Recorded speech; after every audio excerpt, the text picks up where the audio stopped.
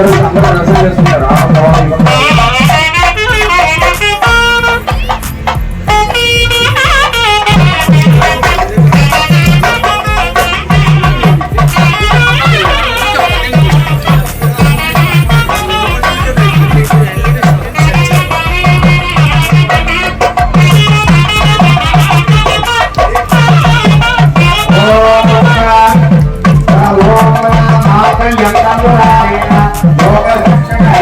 అమ్మవారి కళలను చూసుకుంటూ చేసే సంకీర్తన అనేది. దయచేసి మీ కళ్ళు అంతా అక్కడే ఉండాలమ్మా, మనసు సంకీర్తన పైన ఉండాలి. ఓకే,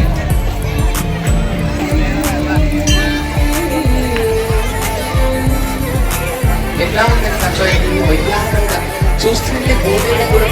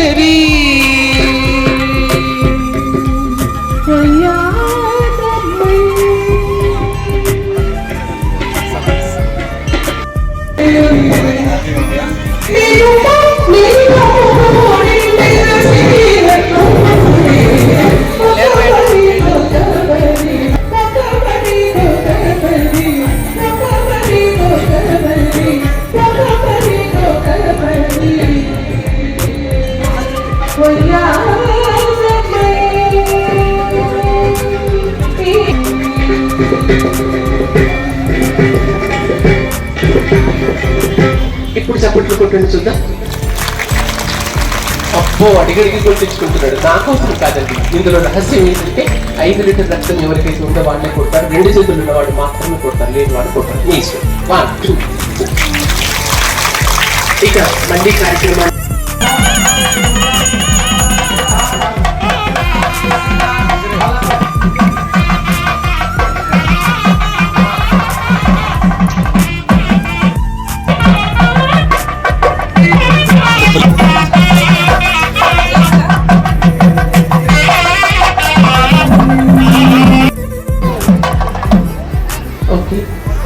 ఇప్పుడు మనం నెలమూడు శోభనాలు చక్కటి ఇది ఎందుకంటే భర్త ఆరోగ్యంగా ఉండడానికి భార్య చేయవలసినటువంటి నియమాలు కొన్ని, పిల్లలు సౌఖ్యంగా ఉండడానికి కొన్ని నియమాలు, అవి ఇప్పుడు చెప్పుకోవడానికి సమయం కూడా. అందులో మనకు ఉన్నటువంటి బాధ్యతను ఏం గ్రహిస్తున్నాం, స్త్రీ కానీ పురుషుడు కాదు. ఆ అష్టమి సంకల్పమే ఈ నెలమూడు శోభనాలు. మనందరి కోసం ఆ సీతమ్మ రాముల వారికి అర్పించుకుందాం.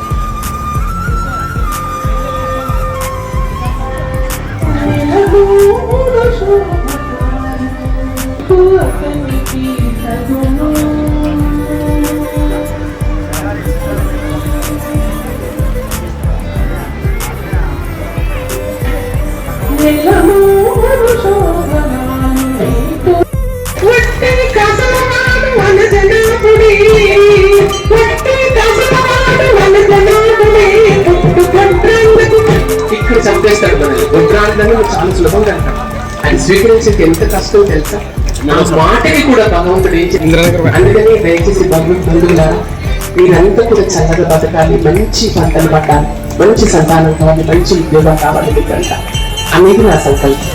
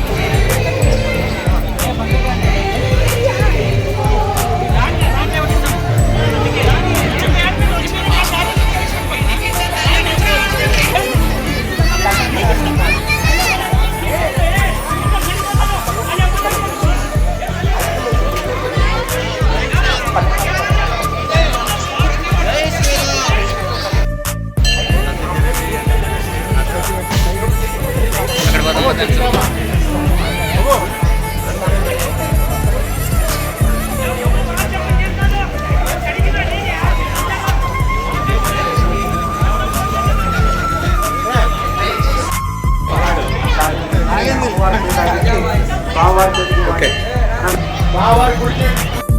ఒట్టని కసలవాడు వనజనాభుడే, ఒట్టని కసలవాడు వనజనాభుడే, ఇక్కడ చంపేస్తాడు మనల్ని. గొడ్రాండ్లను చాలా సులభంగా అంటాం.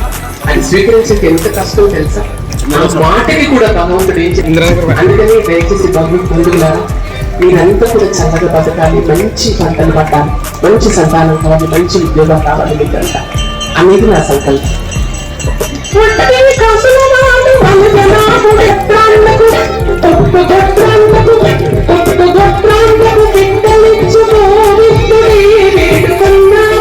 అమ్మవారి అలంకరణ చూసుకుంటూ సంకీర్తనది. దయచేసి మీ కళ్ళు అంతా అక్కడే ఉండాలమ్మా, మనసు సంకీర్తన పైన ఉండాలి. ఓకే,